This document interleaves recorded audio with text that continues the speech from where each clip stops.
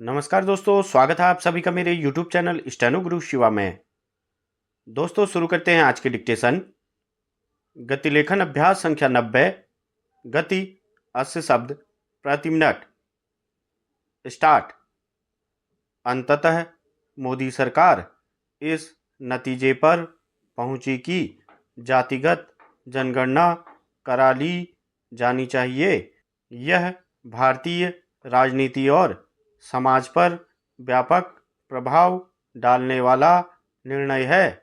इसके पहले जातिगत जनगणना 1931 यानी अखंड भारत में अंग्रेजी सत्ता ने कराई थी।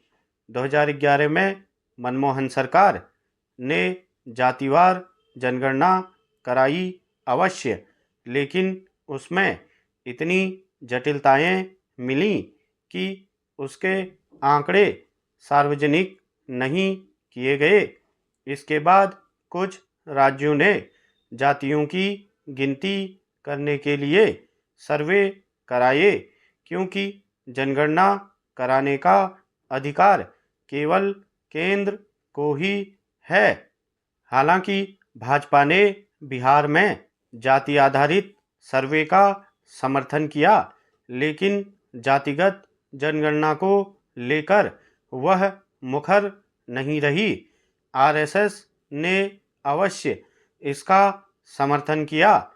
तब कांग्रेस और कुछ क्षेत्रीय दल जाति आधारित जनगणना पर जोर देने में लगे हुए थे।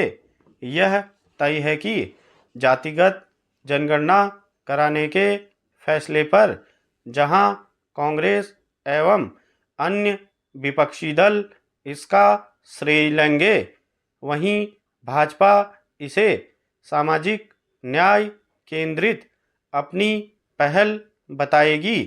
प्रश्न यह है कि जाति आधारित जनगणना सामाजिक न्याय में सहायक बनेगी या फिर जातिवादी राजनीति के नए दरवाजे खोलेगी।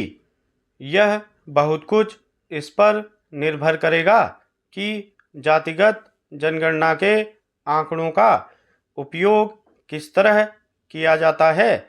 चूंकि जाति भारतीय राजनीति की एक सच्चाई है, इसलिए सैद्धांतिक तौर पर वही उचित दिखता है कि जब सामाजिक कल्याण की योजनाओं के क्रियान्वयन में जातियां एक आधार बनती हैं, तब फिर इसके स्पष्ट आंकड़े होने ही चाहिए कि किस जाति के कितने लोग हैं और उनकी सामाजिक आर्थिक स्थिति क्या है।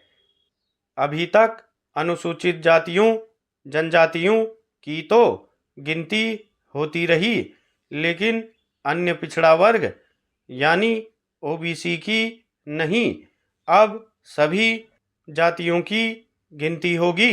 यह गिनती मुस्लिम, ईसाई और अन्य समुदायों में भी होनी चाहिए, क्योंकि कोई दावा कुछ भी करे, जाति और उसके आधार पर विभेद सब जगह है। इससे भी ज़्यादा आवश्यक बल्कि अनिवार्य यह है कि जातिगत जनगणना जातिवाद की राजनीति का हथियार न बने और वह भारतीय समाज को विभाजित न करने पाए।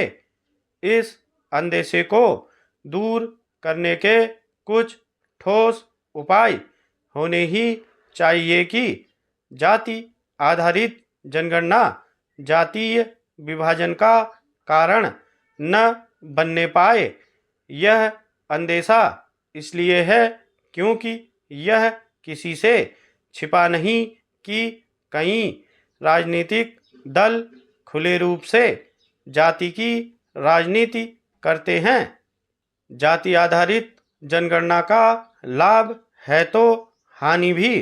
इससे बेहतर और कुछ नहीं कि जातिगत जनगणना वंचितों पिछड़ों के उत्थान में सहायक बने, लेकिन यदि वह विभाजन को बल देती है तो देश की एकजुटता प्रभावित करती है तो इससे दुर्भाग्यपूर्ण और कुछ नहीं होगा। स्टॉप।